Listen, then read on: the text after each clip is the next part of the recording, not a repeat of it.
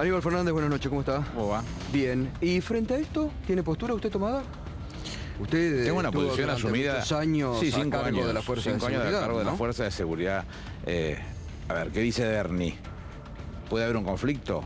Lo puede haber seguramente en cualquier lugar, y ese conflicto hay que prestarle atención, y ahí en la Argentina hay elementos más que suficientes para sentarse a una mesa y encontrar la salida. La presidenta llama la atención el 1 de marzo para que esto no suceda, y se intenta hacer un proyecto que yo no voy a votar. ¿Por qué? Porque en la medida que se arma un proyecto, hoy el Código Penal tiene el artículo 194 que dice con claridad que uno no puede entorpecer el uso o el lugar que se utiliza para el paso de un transporte público. Ahí está el elemento más que suficiente para poder actuar. Pero ahora, si uno pone una ¿se ley, aplica en la actualidad sí, claro, eso? por supuesto, ¿Sí? cada vez que se hace un hecho, o que se produce un hecho de esa característica, lo que hace es dar parte al fiscal de turno. Y el fiscal, o el juez de turno, mejor dicho, normalmente manda un parte que dice no adoptar ningún temperamento. Estos son los términos exactos: no adoptar ningún temperamento. Todos, absolutamente todos, son denunciados. Entonces, digo, en ese caso, para cumplir la nueva eventual ley que hay que hacer pegar, yo no voy a votar eso.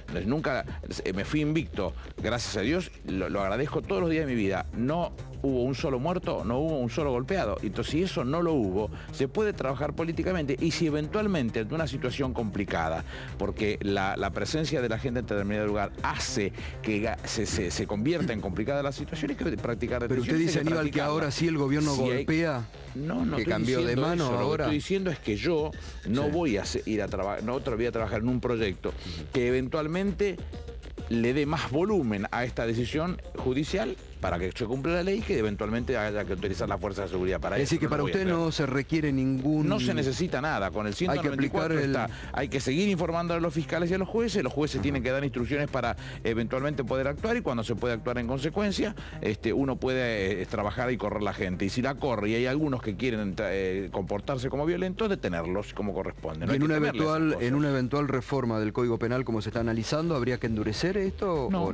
no? No, sigo creyendo que, en primer lugar, uno tiene que intentar de que todo salga sin sangre, sin heridos y sin muertos.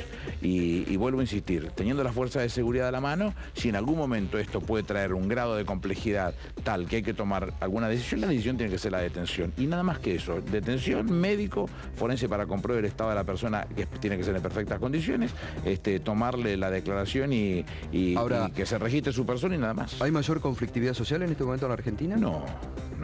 Nosotros tuvimos un momento picos de conflictividad social 2002, 2003, 2004 de alguna manera, con razón de ser, digamos, y uno podía comprender un montón de cosas. Hoy esas razones no existen. Existen hechos puntuales que tienen elementos para resolverse en otro ámbito. Entonces, no tiene ningún sentido interrumpir avenidas importantísimas donde la gente va a trabajar, a estudiar, a curarse, a pasear, a lo que se les ocurra. Nadie tiene derecho a hacer esas cosas. Hay elementos más que suficientes para resolverlo en el ámbito que corresponde. ¿Es patria buitre o es excesivo esto que el gobierno está planteando? No sé si los eslogans, no soy muy amigo de los eslogans, pero es defender los intereses de los argentinos y colisionar fuertemente con estos tipos.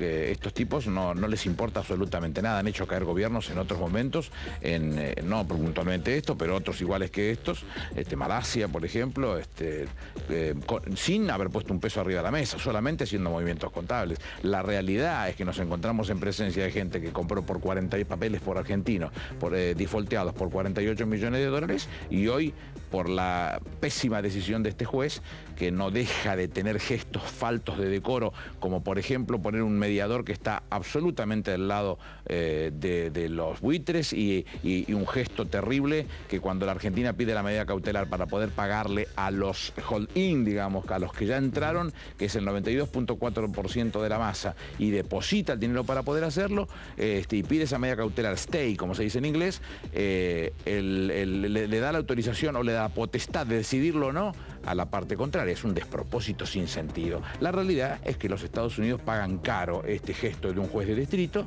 porque siendo una de las plazas apreciadas para la conversión de la deuda de muchos países soberanos, hoy esos van a desaparecer de los Estados Unidos, yéndose a Inglaterra o a Luxemburgo fundamentalmente, que tienen leyes anti-buitre, ¿no? Voces de la oposición o economistas de la oposición, bueno, por ejemplo, el lunes estuvo aquí José Luis Esper, dicen, bueno, Argentina pero la actitud hay que pagar. La actitud actitud de Esper es ruin.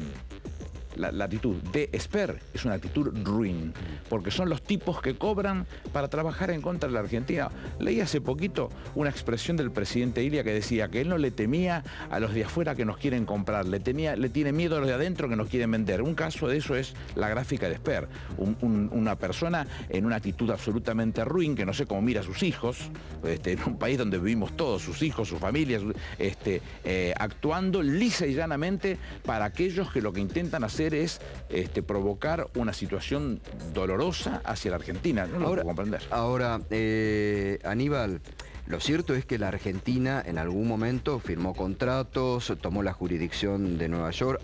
Nos guste o no nos guste, no nos apuremos. Hay una sentencia. Un segundito. El 24 de marzo de 1976, el día que comienza el golpe de Estado, se sacaron 3 decretos muy importantes. Uno que explicaba cuáles eran las responsabilidades de la Junta. El segundo que era la eliminación del impuesto a la herencia, porque Martínez Dios tenía que sacar hacer la sucesión de su familia. Y el tercero es la derogación del artículo 1 del Código Procesal Civil y Comercial de la Nación, que es el que decía que no podía haber extensión de jurisdicción. Ahí nace el problema.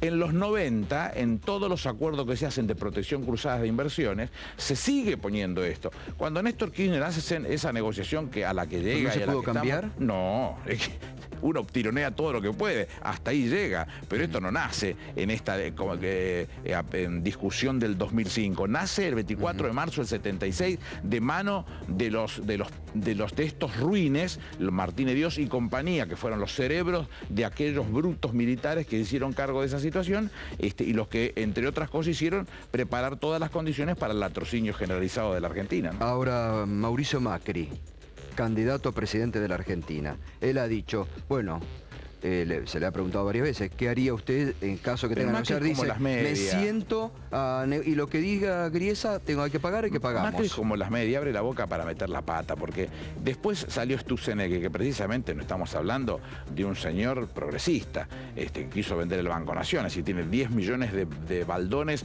que exhibir, tuvo que salir a ponerle paño frío a esta expresión de Macri porque no entiende absolutamente nada. Es decir, ¿qué quiere que la explique yo? No tiene explicación. Este tipo cree que eso lo pone o lo beneficia con el segmento que lo acompaña electoralmente, y lo ha dicho con una brutalidad superlativa porque no sabe ni de qué está hablando. Bueno, no sabe ni de qué está hablando. Bueno, pero sin embargo, digo, hay que pagar. Pero busquen en YouTube la explicación que está dando el propio Stuzenegger. Sí, estuvo acá la semana pasada. La semana pasada acá. Pagar hay que pagar porque Argentina pagó desde el 25 de mayo del 2003 190.000 millones de dólares. Así que no nos diga la Argentina que hay que pagar.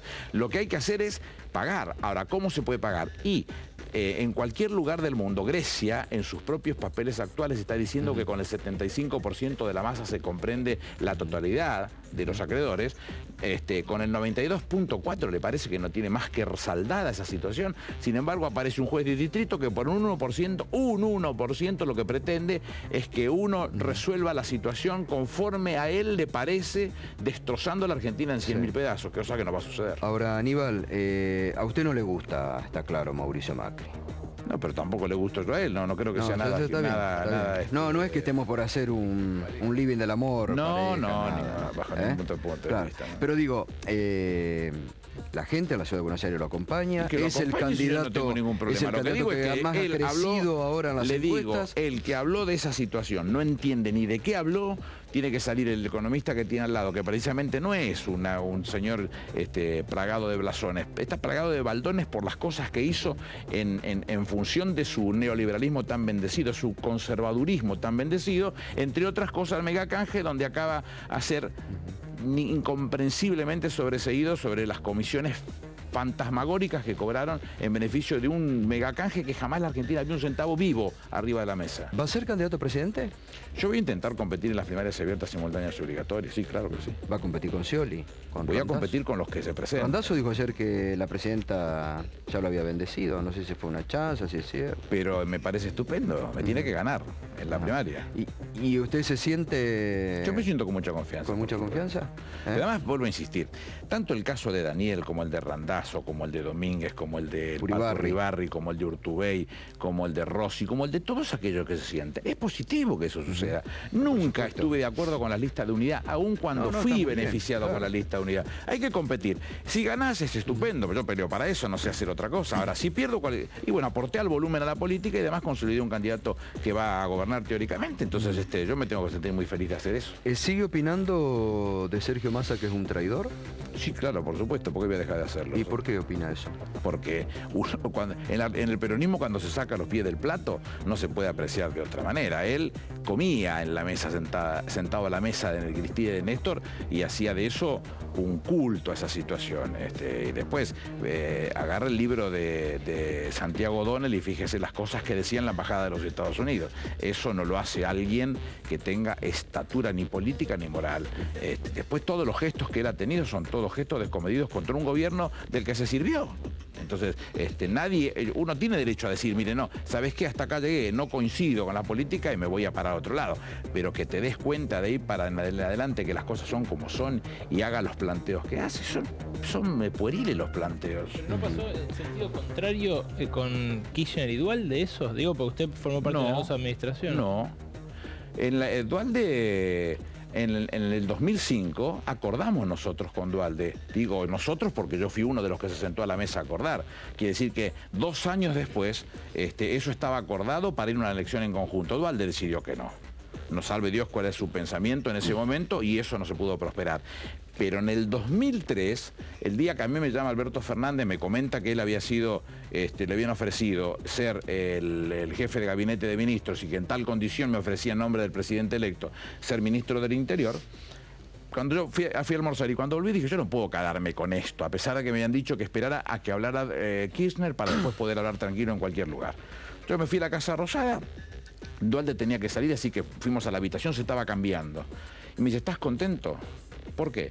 Por lo del ministerio. Le digo, bueno, yo venía por eso. Digo, yo no sé hacer las cosas de otra manera. Tenía que venir a contárselo. No, sí, yo sabía, lo había acordado, lo habían charlado por lo menos, no es que lo haya acordado con Kirchner. Kirchner se lo había contado a él antes que yo lo supiera.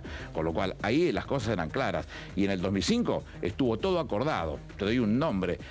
Mi apreciado y querido amigo del alma, José María Díaz Bancalito, sentado conmigo, tengo en mi computadora el acuerdo listo y terminado. Duhalde le mandó la orden a él, delante mío, diciéndole, levantate, no seguimos más. Y nosotros ahí tomamos la decisión de no avanzar más. Ya que lo mencionó, si Sergio Massa es un traidor, ¿Alberto Fernández qué es? No, estamos hablando de gente que esté participando de la elección. Quiere que le cuente con los que me he peleado en la escuela secundaria. ¿Qué tiene que ver? No, bueno, Alberto Fernández fue un protagonista de la política, fue un hombre muy cercano a Néstor Kirchner también. Me temo que no. Ya está, ya pasó. No le gusta hablar de Alberto Fernández. Ya pasó. Ahora, ¿quiere que le pregunte por Bonelli? Pregúnteme. Bueno, pero ya pasó. No vamos a hablar de Bonelli en este programa. Déjelo, que está haciendo el suyo. Y seguramente le estamos ganando por varios puntos. Ahora digo, ¿el kirchnerismo no ha expulsado a muchos? Porque dicen, el kirchnerismo ha expulsado gente. A ver, ¿qué es expulsar? Vos tenés que pensar en dónde está la política. Yo acabo de sacar ese libro, que todavía no hiciste el chivo, no sé por qué. Conducción política. Así hablaba Está Juan muy Perón. Bueno, La verdad, yo está lo muy que bueno. he dicho en esto... Digo, ¿lo sacó ahora para hacer campaña con Perón? Tiene todo un montón de razones de ser. Yo creo que es la hora de volver a Perón, pero no hubo gobierno peronista como el de Néstor y de Cristina. Nunca, no lo ha habido nunca. Yo lo que estoy diciendo en este libro precisamente es mostrar lo que Perón dice en 9 clases en la Escuela Superior Peronista en 1951, lo que él hablaba de la conducción política. Perón siempre decía, yo no sé nada de política, yo sé mucho de conducción política. Lo que él hablaba de la conducción política, cómo lo muestra en términos de la política actual, de la acción política llevada a cabo por Néstor y por Cristina. Esto es lo que yo muestro. ¿Quién me va a enseñar a este peronismo? ¿Massa va a enseñar el peronismo? Bueno, dice que es peronista. Bueno, que hay tantos giles que se dicen peronistas, después no van a gobernar como el peronismo.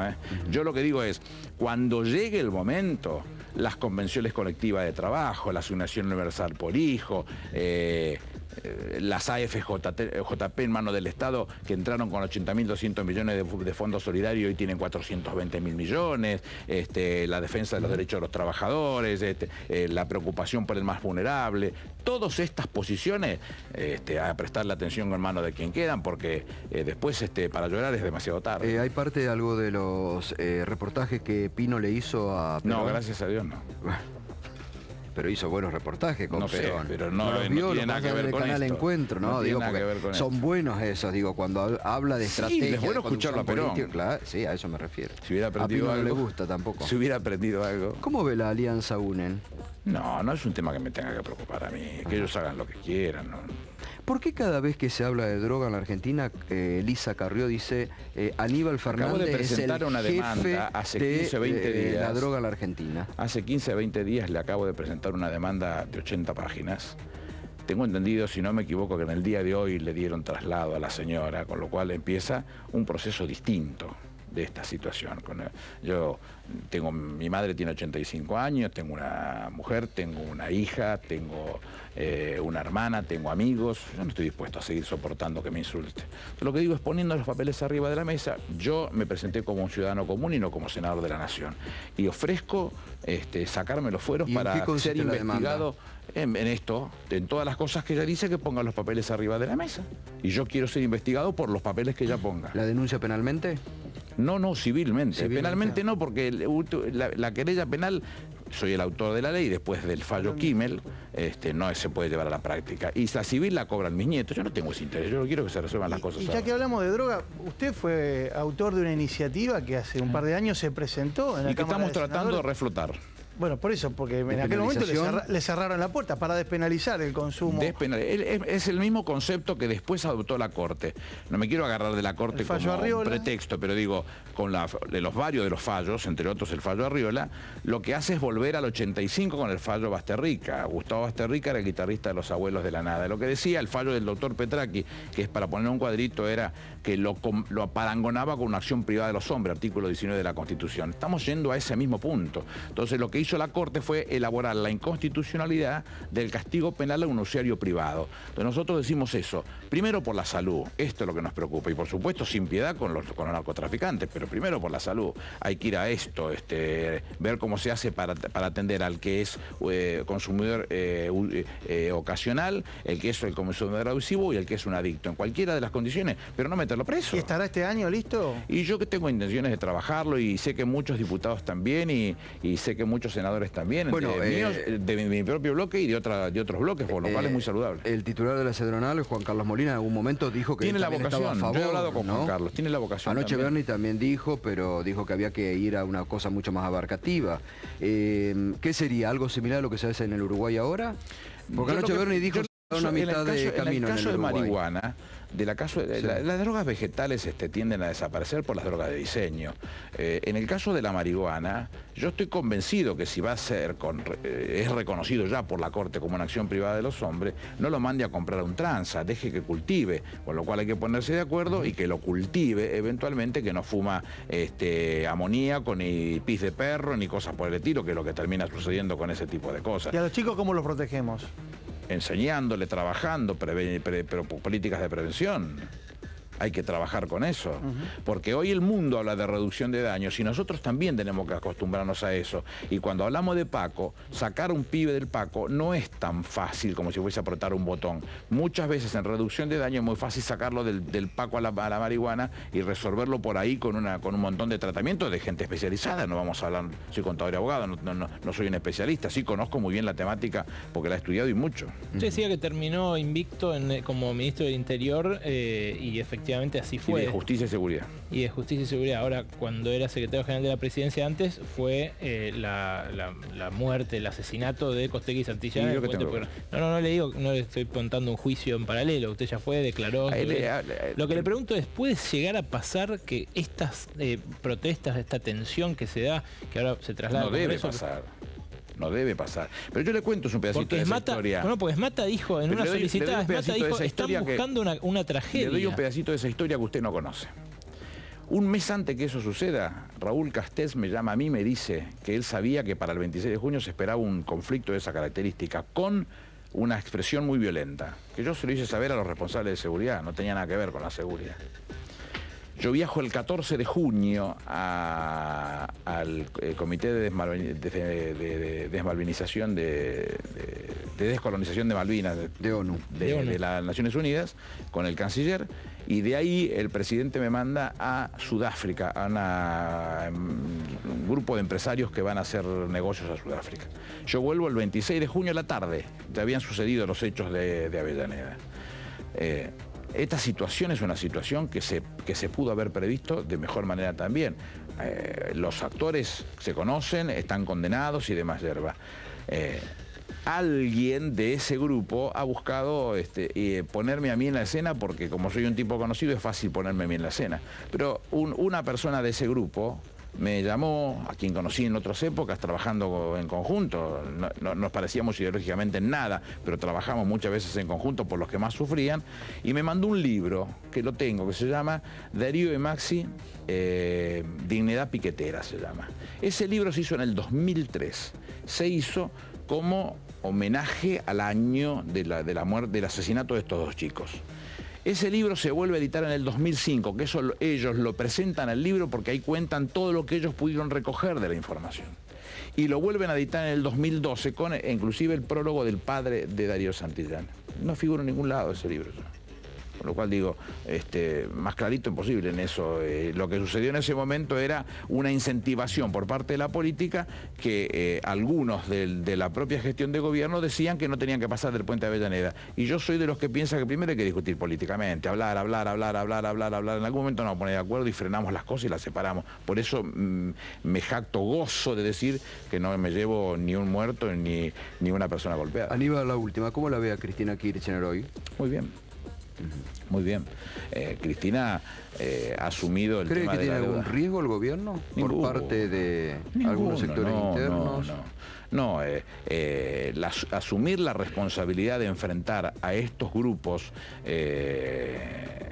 rapaces del mundo es una responsabilidad muy positiva por parte de la presidenta, que está convencida de que ella no se puede ir de la presidencia de la Nación en un año y medio dejándole a los argentinos un presente griego de semejante característica. Esto hay que ir resolviéndolo día a día y hay que trabajarlo y muñequearlo como lo está haciendo magistralmente. Bueno, yo festejo que las cosas sean así. Aníbal, gracias como siempre. Gracias. Bueno, muy bien, Aníbal Fernández pasó esta noche aquí en Minuto 1 y nos metemos ya de lleno